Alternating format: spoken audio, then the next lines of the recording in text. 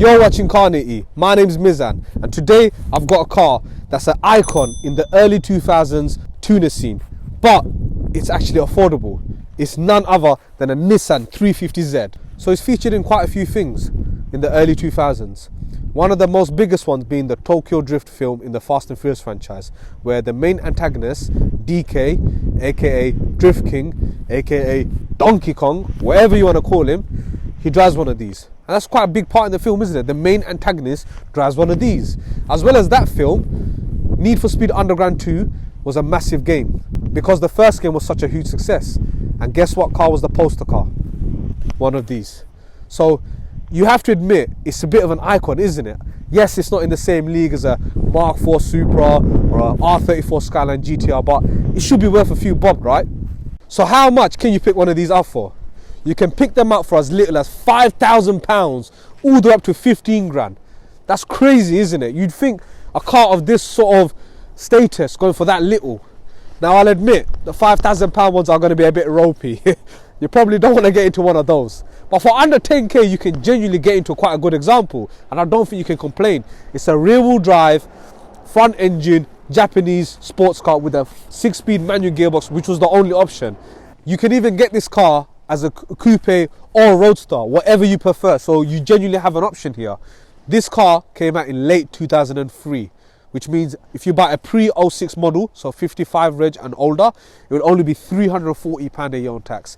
The 06 and onwards models are £600 a year on road tax. So when you really think about it, taking the price of buying one as well as the price of road tax, the fact that you get a 3.5 litre V6 is quite a budget sports car to buy.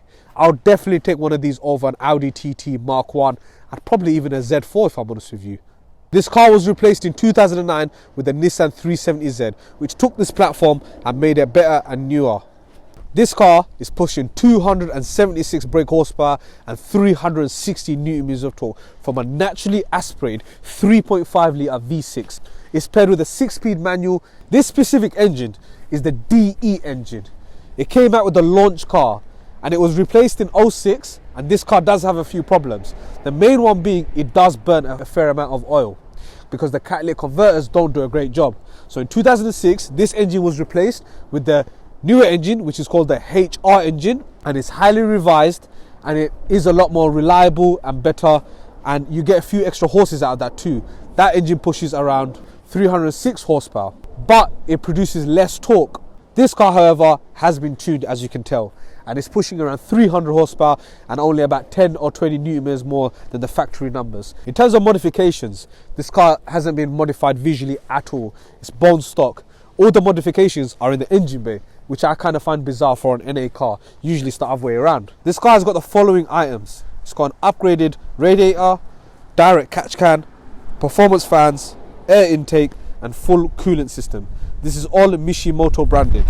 Then it's got stainless downpipes, full stock exhaust, and on top of that it's running the stage 1 Horsham Developments tune. As you can probably tell, it is bloody freezing.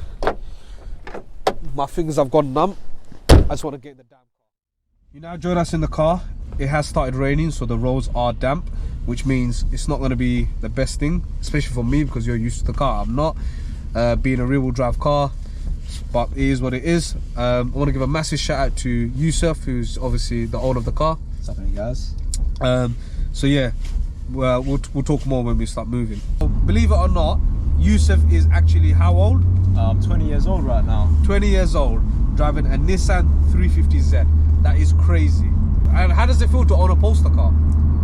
I mean, you get attention everywhere you go. That's, yeah. It's not something I'm after, but it's nice that other people share the same love that you do when you thought about buying this car, isn't it? It's a conversation starter. It is. You stop at a petrol station, and yeah, man, it's the craziest thing. First thing I have to say is, as a 20-year-old, what's insurance like on this?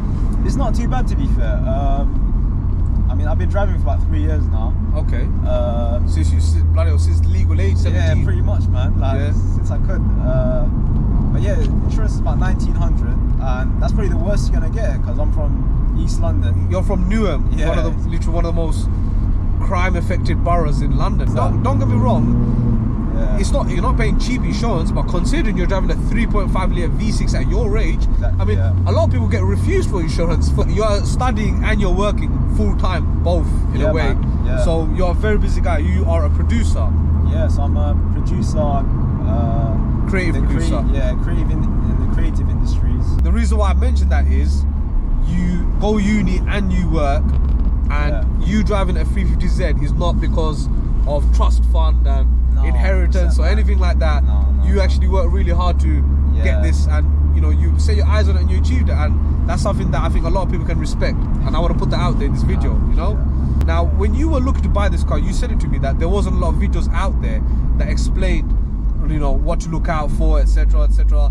You relied on forums when you picked up this car. Exactly, yeah. So for that reason, would you mind telling the viewers what to look out for if they want to buy one? I mean, the main problem with these cars is, especially my model, which is the early DE variant, oil consumption. That's not due to the engine itself. It's due to the catalytic converter. Exactly, yeah. So the cats aren't the greatest on these cars. Yeah. And so you'll have to do a month. It matters how regularly you drive it as well, but a monthly top up is ideal. Yep. How many litre? 1 litre? About 1 litre, yeah. It's okay. But obviously for my car, I do change the oil regularly anyway, so engine oil change. Other than that, you have a few other issues when it comes to the usual, the rust. Rust can become a major issue. But again, it matters how you drive the car, how you're keeping it. So this car's not too bad. We've got a bit of rust in the arches. Yeah, but that's going to be common on any car from this generation or age, because they're literally made out of steel, aren't they?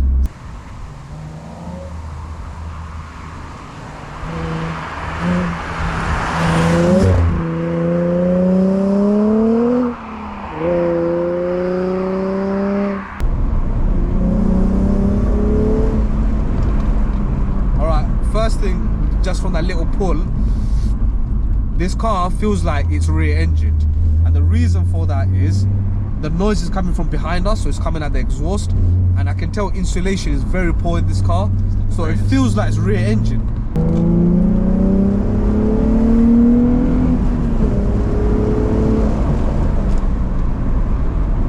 And I have to say,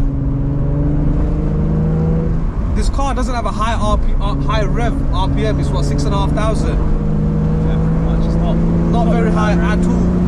So compared to the previous model, so my car was the earlier model, so it's got the 6.5 to 7.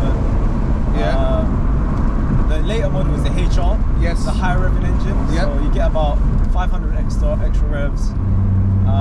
And I think that 500 makes a difference, man. Yeah, because 7,000 should be the bare minimum if you ask me, isn't it? Yeah. But it's not fruity like an R32, for example, the VR6. It's completely different, It's a bit like, you know, it's lacking in some sense, but it does sound very muscular low down. The engine doesn't sound the most playful, but I have to say, let's be honest here, it is because the exhaust is stock. I think if you did a back box delete or a resident delete, it would sound a lot more better, isn't it? Exactly, yeah. I mean, we've got the Nismo R1 exhaust coming. That's going to be a crazy exhaust to have. Listen, for the price you pay and what you're getting, I can't dispute this at all.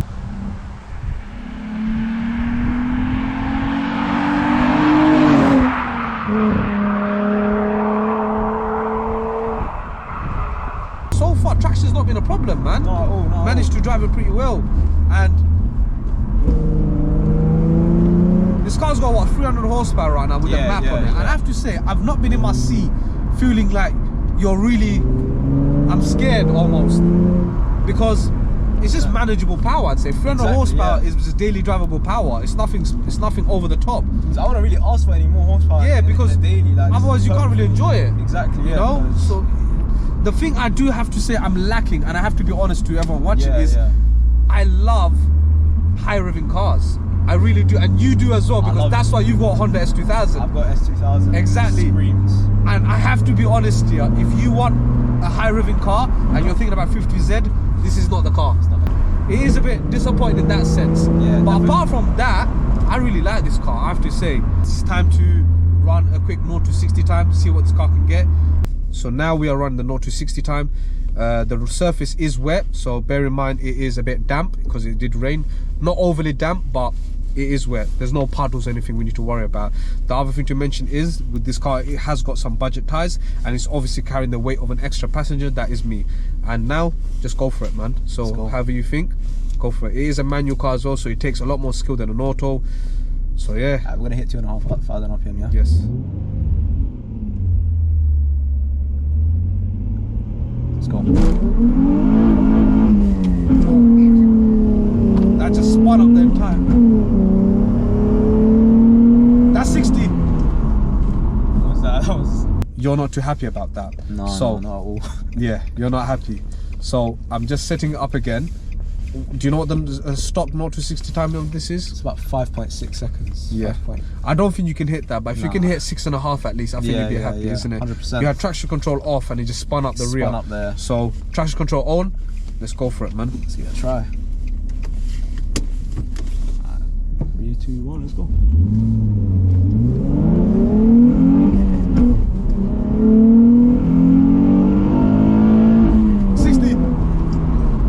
Your time was better. You managed to do it in 6.77, and we just said you get around 6.5. That's good. So well done. I'd say that's decent. Decent, not too bad. Decent, definitely.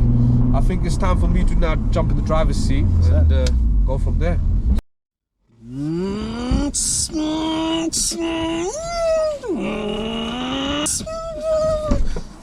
What the are you doing?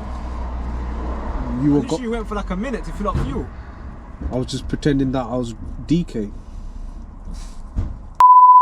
I want to mention the fact that this is the key. My dad has a Nissan Micra as a runaround, and he's got the exact same key. Imagine chucking your key to a valet. That is an incredibly high biting point. All the way, all the way. Oh, my knees touching the steering wheel, and now the car is creeping forward. This is going to be another EP2 fiasco. This is some heavy steering. This is hydraulic steering at its finest. Oh my god, it's like going to the gym. This car's got xenons. Is this a factory standard? Yeah, factory standard. Okay, that's pretty cool of a car of this era, you know that. And yeah, behind the steering wheel, I have to say, it feels no different to a Micra. Like this steering wheel, Micra. Dashboard, Micra. I mean, this material, let's see if we can get the noise on camera. The worst plastic I heard in my life. You know, people complain about chalk and a whiteboard. That's the worst noise for me. It's that nasty synthetic material. Now, what I find crazy about this car is it's confusing, you know that? Because this car has got electrically operated seats, all right? We've got electrically operated seats. Yeah, I've got the steering wheel out of a Micra. I've got the gauges out of a Micra. I've got the door panels off of a Micra. And it's got this fake leather on the dash in some areas, but then that in others. And it's like, whoever's doing the dashboard and whoever's doing the doors, they weren't talking to each other. Yeah, they had an argument and they were building the car with each other, not talking to each other. 100%. I mean, the seats themselves, that's the best part of the car. You got heated seats. You got heated seats, and they're actually quite comfortable. Five-way adjustable. Yeah. You know what I'm saying? Yeah. I can't believe that this is why JDM cars don't appeal to the masses. It's the interior that is what lets it down. You're going to be of one of two mindsets. One is going to be, I love it because it's bare bones. It means that it's really cool. It means it's you and the car, it's a connected drive, etc. However you want to say it. Or you're going to be of the mindset that it's a piece of Let's be honest there. I'll be honest. Whoever says they like this interior, they're chatting. Exactly. The owner himself has said it. This gearbox as well, it's clunky. It's clunky. It's clunky. A Nissan at the end of the day, isn't it?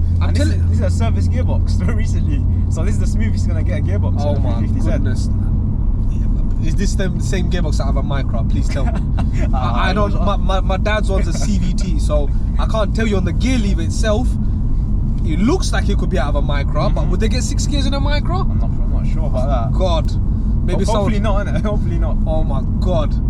Essentially, this is a 6-cylinder Micra. Yeah. Not a bad shout. This with a less practical body. It is terrifying to drive on this road at night because it's unfortunately winter, guys. We don't have as much daylight anymore. So when I do my shoots with people, it's very hard to do everything in the daylight. So I'm forced to do my reviews in the dark time. So I do apologize if you're watching this and it's like just absolute gloom and darkness. But yeah, from comfort wise, there is no damn comfort in this car. I'm sorry to say that, but there isn't. It's very bare bones, but like I said, some people will really dig that. Damped wise, it feels really good because you can really drive this around town. It's quite soft and forgiving when it comes to bumps and whatnot. And as I mentioned, steering is very heavy because this is hydraulic steering. This is not direct. electronic. You can't get better than hydraulic. Now I'm gonna, oh my god, you literally, you gotta let go and give gas, that's it. That is very, very high. I wish you could see on camera, but my knee is rubbing the steering wheel. VTEC kicks in around 4,000 RPM. There's something like VTEC in this car. Around 4,000 RPM, the engine opens up a bit, doesn't it? The noise. That's when you get the power. It's about between 4.5 4,000 RPM. It's like, that's why I called it VTEC, because honestly, you feel like something wakes up a bit. The roads are literally dry now, I have to say. They've gone dry now, which I'm very thankful for.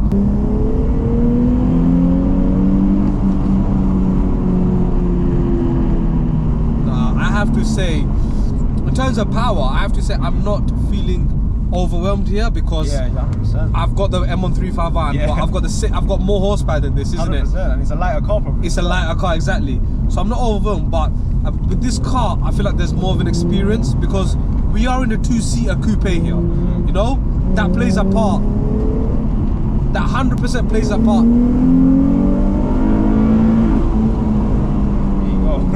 And I hit the rev limiter there. I do like the steering. That's probably my favorite thing about this car right now. Now this feels really cool though, I have to say. It does feel very analog. This experience is very, very analog. It's an old school car. And I have to respect that, and I do like it.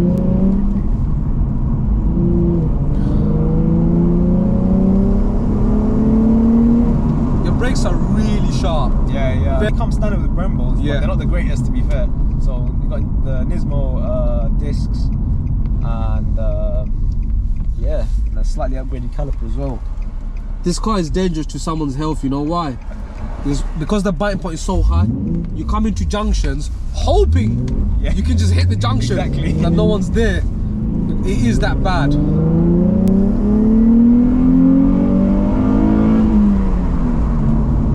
I have to say, I've hit his rev limit again, and I'm not doing that on purpose. It's because it redlines at 6,500 RPM.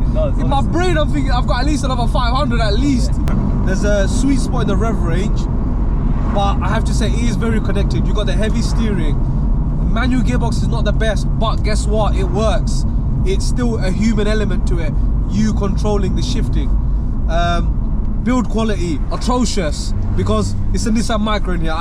It genuinely is. But it is built like nothing else. This car can probably take every single bit of abuse that you throw at it. Nissan have built some pretty special cars over the years, and this is definitely one of them. Hold on, how did that end up here? My bad guys, it's an easy mistake to make. The 350Z isn't the most loved car they built, and the price reflects that. But should a car that's played iconic parts in movies and games be forgotten about? As a sports car under 10k, it's a lot of car for the money. I think I felt underwhelmed because of how this car has been portrayed on screen. As an Audi TT or BMW Z4 competitor, it's a standout due to the engine alone and rarity on our roads. But if you base your feelings to the culture behind it, you'll be disappointed. If you buy a Nissan 350Z, I think it's simple. This car was built to be modified. It needs to be paired with a big turbo, a crazy vinyl wrap, or decals, aftermarket wheels, you name it. Whatever crazy thing you did in Need for Speed needs to become a reality here, and I think that's where the charm behind the car will come out. Anyway, thanks for watching this review, and if you liked it, please like, share, comment and subscribe if you haven't already, and we'll see you soon for the next one. Take care.